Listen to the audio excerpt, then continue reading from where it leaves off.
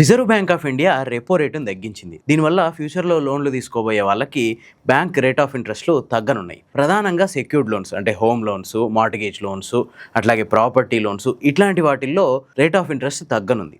Repo rate అంటే ఏం లేదు, మనం బ్యాంకుల దగ్గర ఎట్లయితే లోన్లు తీసుకుంటామో అట్లనే బ్యాంకులు వెళ్ళి ఆర్బీఐ దగ్గర లోన్లు తీసుకుంటాయి. సో ఆర్బీఐ బ్యాంకులకు ఇచ్చే రేట్ ఆఫ్ ఇంట్రెస్టే రెపో రేటు. మనకు బ్యాంకులు ఎట్లయితే ఇంత పర్సెంటేజ్ ఇంట్రెస్ట్ అని చెప్పి విధిస్తున్నాయో అట్లాగనే ఆర్బీఐ కూడా ఇంత పర్సెంట్ ఇంట్రెస్ట్ విధిస్తాం అంటే దాన్నే రెపో రేట్ అంటారు. ఈ రెపో రేట్ తగ్గించింది కాబట్టి బ్యాంకులు కూడా వాళ్ళ కస్టమర్స్కి రేట్ ఆఫ్ ఇంట్రెస్ట్ తగ్గించడానికి అవకాశం ఉంటుంది. ప్రధానంగా సెక్యూర్డ్ లోన్స్ అంటే హోమ్ లోన్స్ కానీ, బిజినెస్ లోన్స్ కానీ, లేదంటే ప్రాపర్టీ లోన్స్ కానీ, మార్టిగేజ్ లోన్స్ కానీ ఇట్లాంటి వాటి మీద రేట్ ఆఫ్ ఇంట్రెస్ట్ తగ్గించడానికి అవకాశం ఉంది. అయితే ఇక్కడ మళ్ళొక మెలుకుంది. అదేంటంటే బ్యాంకులు రెండు రకాల రేట్ ఆఫ్ ఇంట్రెస్ట్లు విధిస్తాయి. అదొకటి ఫిక్స్డ్ రేట్ ఆఫ్ ఇంట్రెస్ట్, రెండోది floating rate of interest. Fixed rate of interest అంటే ఏం లేదు, ఆర్బీఐ రెపో రేట్ని పెంచినా తగ్గించినా మీ రేట్ ఆఫ్ ఇంట్రెస్ట్లో ఎట్లాంటి మార్పు ఉండదు. మీరు ఏ టైంలో తీసుకున్నారో దాని ప్రకారం వెళ్ళిపోతుంది. మనం లోన్ తీసుకున్నప్పుడు ఫ్లోటింగ్ రేట్ ఆఫ్ ఇంట్రెస్ట్ కనుక మనం ఆప్షన్ తీసుకుంటే అప్పుడు ఆర్బీఐ రెపో రేట్ని పెంచితే మన రేట్ ఆఫ్ ఇంట్రెస్ట్ పెరుగుద్ది.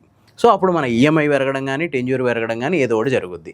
అట్లనే ఆర్బీఐ రెపో రేట్ని తగ్గించినప్పుడు మన ఈఎంఐలు కూడా తగ్గడం కానీ, లేదంటే టెన్యూర్ తగ్గడం కానీ జరుగుద్ది. ఇట్లా fixed rate of interest, floating rate of interest ఉంటాయి.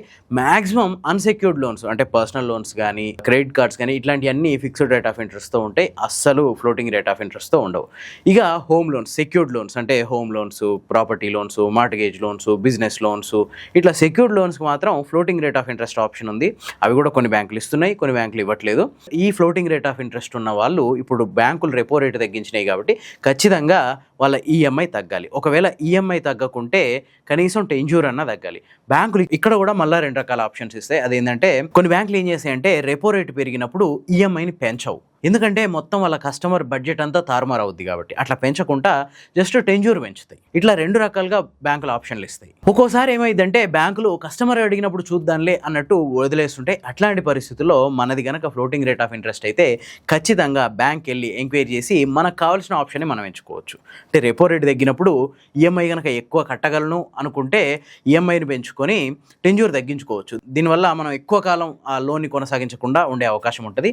ఇక రెండోది ఏంటంటే రెపో రేట్ తగ్గించినప్పుడు మనం బ్యాంక్ వెళ్ళి మన రెండు ఆప్షన్లో ఏదో ఒకటి ఎంచుకోవచ్చు. ఒకటి టెన్యూర్ తగ్గించుకోవడమా, లేదంటే ఈఎంఐ అమౌంట్ తగ్గించుకోవడమా. ఈ రెండిట్లలో ఏదో ఒక ఆప్షన్ తీసుకోవాలి. కాకపోతే చాలా బ్యాంకులు ఏం చేస్తాయంటే కస్టమర్ రిక్వెస్ట్ చేసినప్పుడు కస్టమర్ రిక్వెస్ట్ ఆధారంగా చూద్దాంలే అన్నట్టు వదిలేస్తుంటాయి. సో ఖచ్చితంగా బ్యాంకులతో టచ్లో ఉండి వాళ్ళతో మంచి రిలేషన్ కనుక మెయింటైన్ చేస్తే ఇట్లాంటి విషయాల్లో మనకు పని ఈజీగా అయిపోద్ది. అంతేకాదు ఇట్లాంటి టైంలో అంటే బ్యాంకులు రెపో రేటు తగ్గించినప్పుడు మీ బ్యాంకులోని ఫ్లోటింగ్ రేట్ ఆఫ్ ఇంట్రెస్ట్ నుంచి ఫిక్స్డ్ రేట్ ఆఫ్ ఇంట్రెస్ట్ కూడా మార్చుకోవడానికి అవకాశం ఉంటుంది. దీనివల్ల ఏంటంటే ఇప్పుడైతే రేట్ ఆఫ్ ఇంట్రెస్ట్ తక్కువ ఉంటుంది కాబట్టి అదే రేట్ని ఫిక్స్డ్ రేట్ ఆఫ్ ఇంట్రెస్ట్గా మార్చుకుంటే మీకు చాలా ఆర్థికంగా వెసులుబాటు కలిగే అవకాశం ఉంటుంది.